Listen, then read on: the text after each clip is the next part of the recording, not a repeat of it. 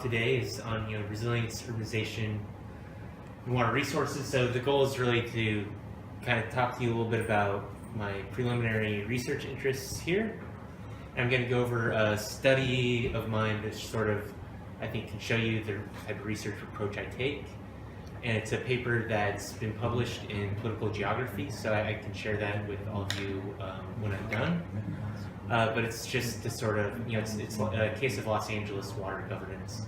But like I said, it's just a way to sort of show to all of you the type of research approach I take and the sort of questions I answer. Then I'm really anxious to learn from all of you because this is a very new project. I've really been reading about issues in Vietnam for about 6 months now, so I have a lot to learn, so I hope all of you can help me a lot here. But I just wanted to show everyone a little bit of my background. So I have a background in geography, environmental studies. I got my PhD in natural resources at the University of Michigan in the US. But just sort of theoretical approaches I take in my research, I draw a lot on political ecology to sort of look at equity concerns and power relationships in environmental governance. Then I look at industrial ecology, which is less applied to this project, but it's a way of looking at resource flows and impact of maybe energy development on carbon footprints, that kind of thing. Then I look at environmental governance broadly, like a lot of your work. So I'm curious in all the rules and norms that influence environmental action and outcomes. Then the last thing that I draw a lot of my work from is a branch called Science and Technology Studies. So just the role of how science shapes society and how society shapes science, and how that creates different types of infrastructure that we have to deal with in society. Then I also use a lot of different methods. So I'll do archival research, interviews, focus groups, that type of thing. I'll also do some spatial analysis. And then today I'm going to go over a method that I've used called Q methodology, which is a great way, I think, to look at problems where there are a lot of different stakeholder opinions and beliefs about how something should be done. So I think it's really relevant to a lot of issues I see going on here. So you'll be able to get a flavor for that today. And then the two sort of broad themes I do is I look at the relationship between cities and natural resources and the role of experts in shaping social ecological relationships. So policymakers, scientists, engineers, how they shape these relationships between nature and society. So just a quick outline today. So I've gone over a lot of background and research. I'm going to go a little bit more into the type of questions I research a little bit, and I'm going to sort of do a case of the problem of retaining and conveying water in the city. I'm going to go over some of the research I've done in Los Angeles. Then I'm going to go into some of the future research I have planned for here, which, like I've said before, it's still very preliminary, so I hope I can learn a lot from all of you. One other thing, if I'm not being clear, just you can interrupt me, and that's fine, and ask questions. So one of the things I look at is the dilemma of water in the city, and one is getting water to the city. So the picture on the left is Los Angeles Aqueduct. So it's a big infrastructure designed to bring water to the city of Los Angeles to help feed its urbanization. Then the picture on the right is also a picture of Los Angeles. That's the Los Angeles River, which has been concreted and channelized, and that's a way to get water out of the city. So it's a way of dealing with urban drainage and flood control. But it's a sort of an old technology that Los Angeles is trying to rework. So I try and address these types of dilemmas in my research. Then there's also the dilemma of too little water. So again, these are pictures from California and the United States. So this is Lake Oroville, which is in central California, and the other one is Lake Folsom. They're just really sort of highlighting the drought in California and how it really strains water resources in the state. And California is also a very big agricultural producer, so there are at least a lot of conflicts over water use and how that's distributed. The other thing I look at is the dilemma of too much water in the city. So looking at floods. Again, it's a picture of Los Angeles, and this is a picture of Da Nang, which I just took off the internet, just really highlighting different flood issues that cities have to grapple with. But then the other dilemma that we all know is the dilemma of climate change. And it's going to really affect cities in how I see it in two primary ways. The first, shown on the left here, is change in precipitation intensity. So we're going to see, when it rains, it's going to be more rain falling in a shorter period of time. It's going to be a lot more intense.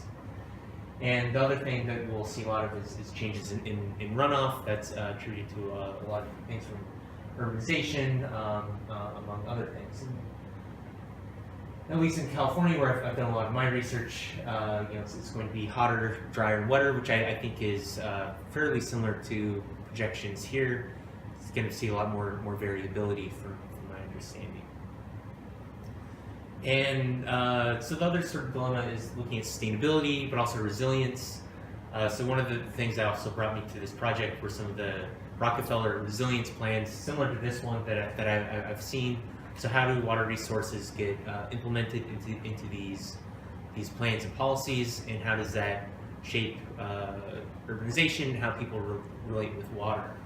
And this is just a picture of LA's plan. See, they're focusing on local water, energy, looking at carbon and climate, among other things. So that's just a little quick overview of the conceptual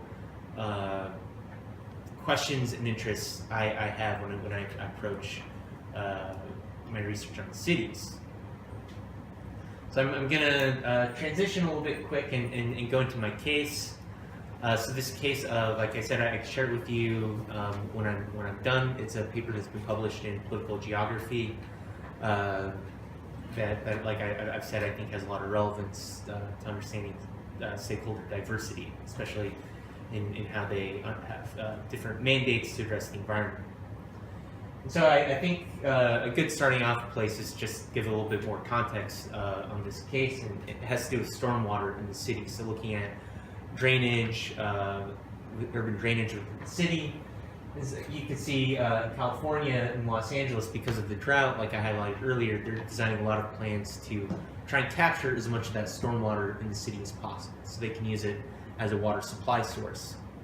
But they also have a lot of issues related to water quality, among a lot of other things. So these are just newspaper clippings I've taken. So, the first one is designing a sponge city. So trying to, that idea of how can you capture as much of the rain that falls in the city as possible in a way that reduces flooding impacts, but also, has a beneficial use.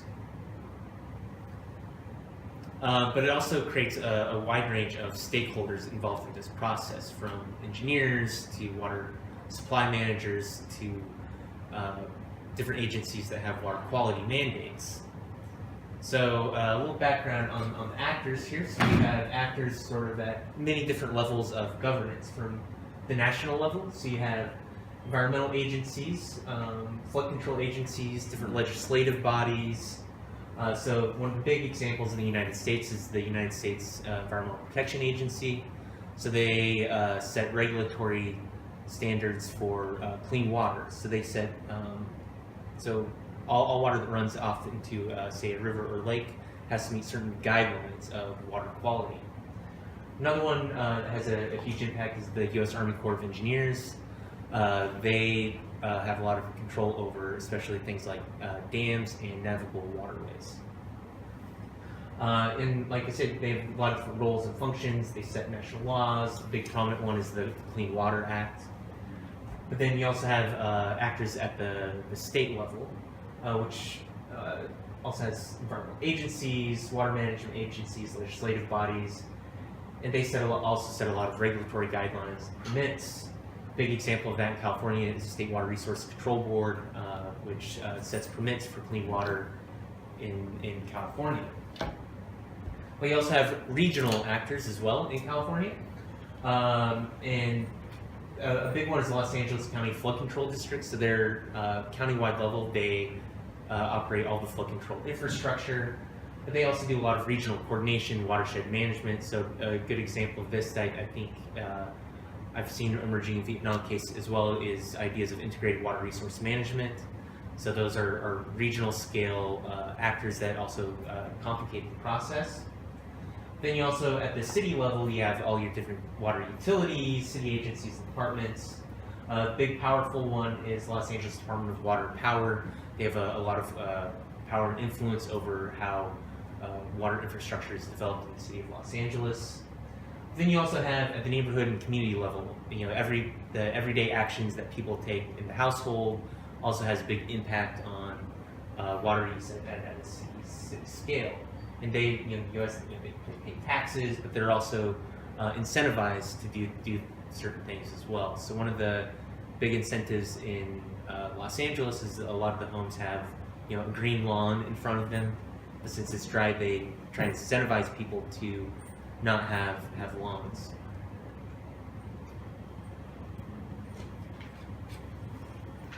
Then one of the other things, among all these actors, there are a lot of different governance strategies that they all feel differently upon. So these are sort of the 5 main governance options that they work with.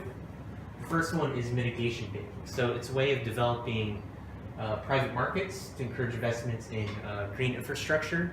So bioswales, that kind of thing, that allows property owners and private developers to buy and sell credits to achieve water quality goals.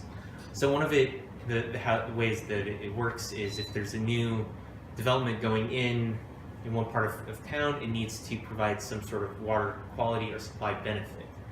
But say they can't do that on site where it's being built, they can buy a credit somewhere else to maybe restore a wetland or a stream.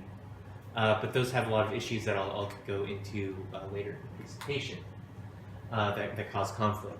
Then there's also a big focus on centralized infrastructures. So those are the large structural features that we typically think of as infrastructure. So big sewers, dams, and catchment basins that promote conveyance and retention. Then you have a lot of actors who really prefer distributed and decentralized infrastructures. So those are the bioretention ponds, bioswales that you see distributed across cities that can capture and cleanse water and reduce the impact of all the impervious surfaces that you see in cities. The other one is integrated approaches, which is looking, I think this is sort of revised definition from global water management plan. So it's about the promotion, coordination, and management of water, land, and related resources, advance economic and social welfare while maintaining the integrity of vital ecosystems. The other strategy that you see a lot of is city ordinance and rebates, and that's just incentivize behavior at the household level. So how can you get people to change the way they behave and relate to water at a household scale and an everyday level? And that's usually through some sort of incentive program that pays people or gives them some sort of benefit on a bill they may be paying. So to understand how all these strategies that I went over and all those actors interrelate, I drew on Q methodology. It's an old method that came out of psychology, and it's a way to sort of quantitatively measure one's subjectivity or how they sort of view or understand a topic like water governance. And sort of one of the main definitions that you see is it's a quantitative technique for eliciting, evaluating, and comparing human subjectivity. As you can see on this chart, it goes through a lot of different phases, and it's one of the things I want to highlight. It's very participatory and iterative. So it's sitting down with either a lot of one-on-one interviews with stakeholders or focus groups, and understanding what their opinion is. Like, for in this study, how should we manage stormwater more sustainably? And they'd all have their own opinions or definitions of that, and understanding what they are. And then you go through and you create a survey, have them take the survey again, and then you follow up with them again after the survey. Coaching. Yeah.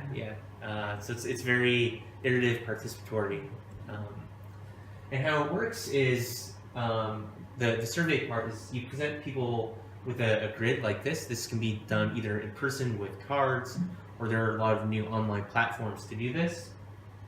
And this is very basic. So I guess here these would be whole sentences that I took from, they'd be quotes from maybe the interviews or focus groups that they actually, reflect the what people actually think. It's like, I talked to a head of Los Angeles Department of Water Power. They would say sort of their opinion, and that would be one of the statements. So these are sort of just condensed versions to highlight that, but you're presented with arrangement and you're asked to sort them on this grid. So say one person,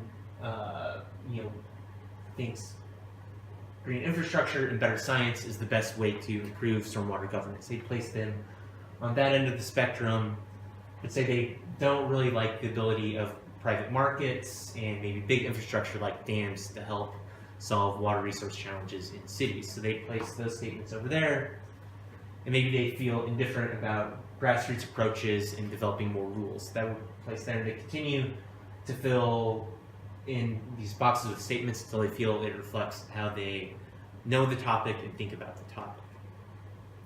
And afterwards, I use a factor analysis to analyze this. And factor analysis just works by creating, it sort of clusters the different variables into groups that seem to have a shared viewpoint about the world.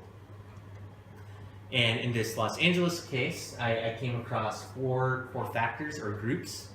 So I named one a market skeptic, one I call a hydromanagerial perspective, so one that is sort of typical of this sort of top-down command style of governance.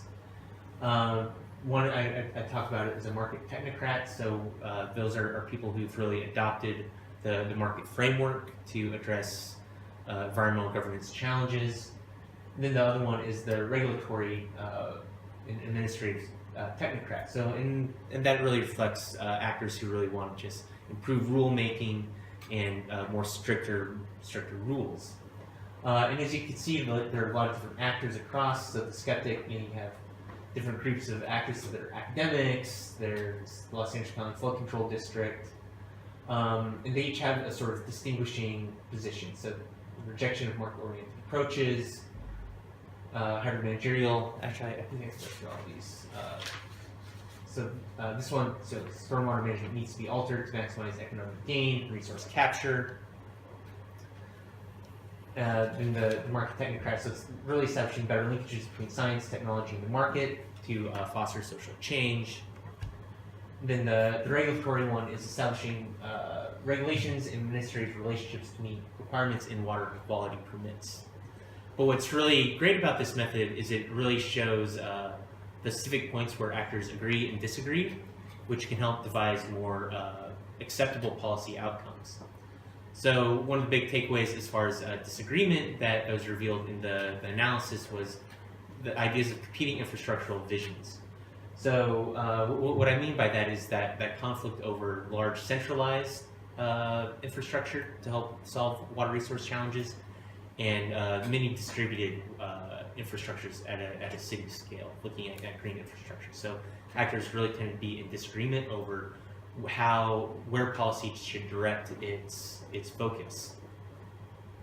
And this is just a picture of spreading grounds in Los Angeles. So this is, I think, the Pacoima spreading grounds, and this is just collects runoff from the mountains that seeps into the groundwater that they can extract for water supplies. They have a number of these in and around Los Angeles. There's also a lot of disagreement around the role of market and economic mechanisms. And this really revolves around differences in mitigation banking. And one of the biggest issues that revolves around that is, if you're establishing, if you make all new development within a city meet a certain water quality standard, but also a certain ability to capture a certain amount of rainfall on their new property, it's not always possible with every new development. And so mitigation banking has a way to resolve that by buying and selling credits. But if the big issue is if you don't know if what you're buying into has the same impact of what you just transformed. So there's an issue of commensurability. What you're changing through the development is actually meets the same function as what you paid into restoring like a wetland or a stream. So that's one of the big issues in mitigation banking. But it also pointed to a lot of points of agreement, and one of the big ones is developing more integrated approaches, and this is really about developing approaches where stakeholders can share information and learn from each other in more holistic sort of ways, but also think of, in LA, one of the big ones is called One Water. And that's just a way of, rather than having your flood control, water supply, all those as separate entities, just looking at it as one water and bring that all under one umbrella for management. And they also agreed on, I guess, green infrastructure and multi-benefit approaches. So, that's in many ways a sort of common sense of things, but it stems from the latter. So without the integration, collaboration, you can't really quite understand what the multi-benefit approaches are and how everyone can gain from these relationships together. So just a couple quick takeaways from this is, it really allows participants to see and understand some of these broader trends in governance and really see the positive and negative relationships between each other and really see that they exist in the real world. But also, like, one of the other big takeaways is a lot of the new methods and technologies in Los Angeles for governing stormwater are about these changing perceptions and thinking of how can we manage stormwater as a resource rather than something that is a nuisance and a hazard to our cities. How can we capture this and embrace this in a way that helps improve the sustainability and resilience of the city? But also, there's still a lot of ways different power relationships happen through this, and also often happen through different forms of expertise and practice. So organizations like Los Angeles Department of Water and Power, they still maintain a lot of power over decision making. So even if they have more calls for more participatory approaches, it often still remains uneven because a lot of the action still remains with the discretion of the leadership. So any questions about this section of my presentation so far? If not, I'm going to move in a little bit to what I want to do here. This is just meant to give you a little bit of background of some of the work I've done and some of the work I might be looking to do here, but maybe not exactly. So I'm here just doing a lot of preliminary research, talking to a lot of people like you, trying to learn as much as I can about issues in Vietnam related primarily to urban drainage and flood control. So I'm really interested in how, in some ways citizens are enrolled in this process, but also a lot of the technical outputs that cities and agencies use and how those technical outputs inform planning, policy, that type of thing. These are just, probably know these pictures, Da Nang, Canton, Ho Chi Minh City. These are just some of the places I'm trying to do some of my preliminary research at. So I have sponsorship by the Mekong Development Institute, and I haven't established any interviews or contacts yet in Ho Chi Minh, and I have a couple in Da Nang set up so far. But as you know, there are a lot of urbanization challenges here. So especially talking about urban drainage and flood control, one of the big ones is that increase in impervious surfaces. So this is just a picture on the right that I took from a journal article that really just shows the rise in impervious surfaces. I believe this is in Ho Chi Minh City. That really impacts flooding because water can no longer, it increases the amount and velocity, I guess, of those flows. But there's also a lot of, Vietnam's an urbanizing country, so we're likely to see more of these changes in impervious surfaces that impacts flood control and urban drainage in the city.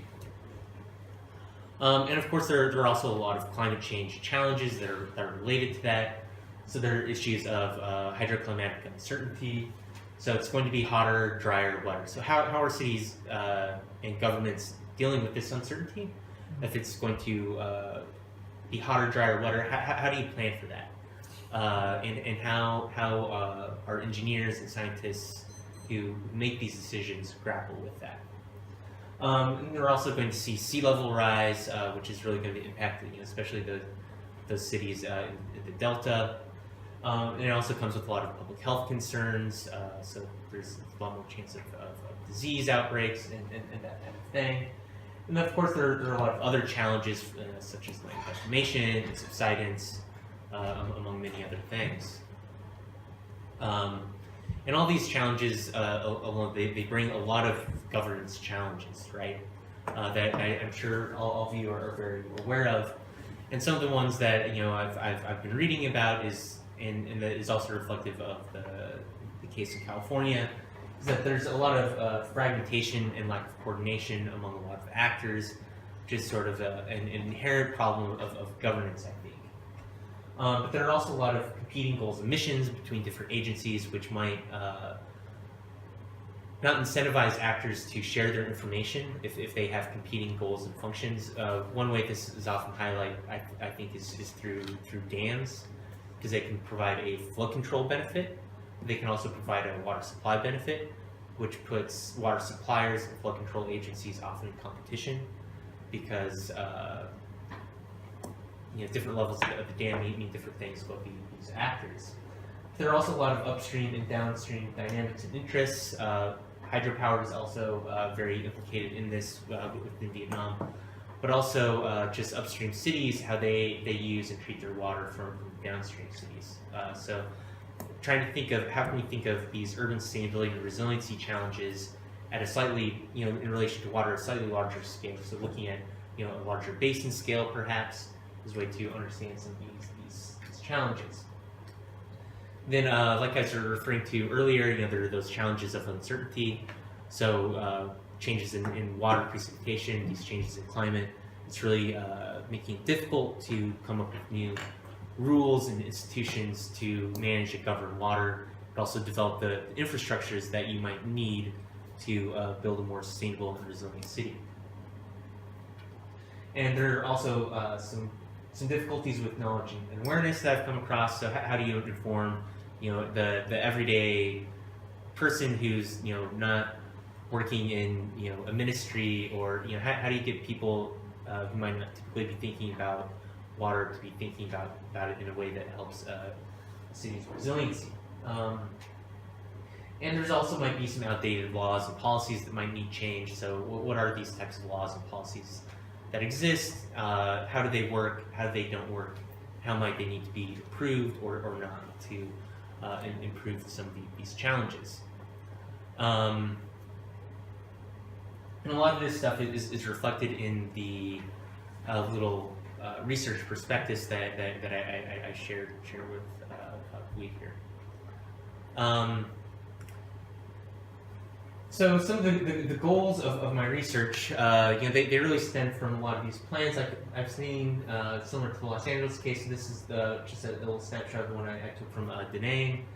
But also seeing all this money coming from a lot of development agencies, especially into the Delta, places like Ho Chi Minh City, but also Da Nang. So what's driving this interest as well, and how's all these different funding and actors, how does that lead to changes in governance as well? So I'm interested in some of those aspects. But I really have two main goals, at least in this really earliest phases of my research. And that's really to understand how different infrastructural interventions, so flood control and urban drainage, are designed and negotiated. So how are the different ministries, city departments, agencies designing these? Are there competing interests as they design them? But also what projects are implemented? If projects aren't implemented, why? So that's one of the big questions I'm interested in. Also, like where they go. And the second one is to understand how different scientific and technical principles and outputs. So outputs, by outputs I mean like policy plans, documents, are adopted and translated into practice. So again, how does an idea of resiliency or get adopted by a state agency, and how does that impact a change on the landscape. But then how does that knowledge of that get disseminated with other agencies and departments? And then once all that is done, how does that actually reflect sort of key principles that we've seen in literature on integrated water resource management or resiliency? So you, through the planning process, you science and technical principles, but once through that process, does it actually reflect some of the core principles that might be informing that? If not, why? But also, if not, like, is it better or worse? Can we still come to some sort of best practice, even though they might not reflect some of these key principles? But if they're not meeting these key principles, is it because of a failure or some other aspect? So I'm interested in understanding some of those questions as well. And this is sort of the long list of research questions I had that was in my research prospectus that I shared. Again, it's what influences the adoption of resilience thinking in urban and regional water governance. But again, I'm really mostly a lot more interested in these questions of flood control and urban drainage. So how are cities grappling with that in the face of climate change as a means to make them more resilient and sustainable? And also just really understanding what are the technical devices and systems that are used to promote this, but also maybe help decision makers address uncertainty. And then sort of looking at that process, then how does these policy and technical systems, how does it sort of feedback to either reduce vulnerability or maybe reshape vulnerability in a different site or at a different scale? So how does that sort of feedback into our systems?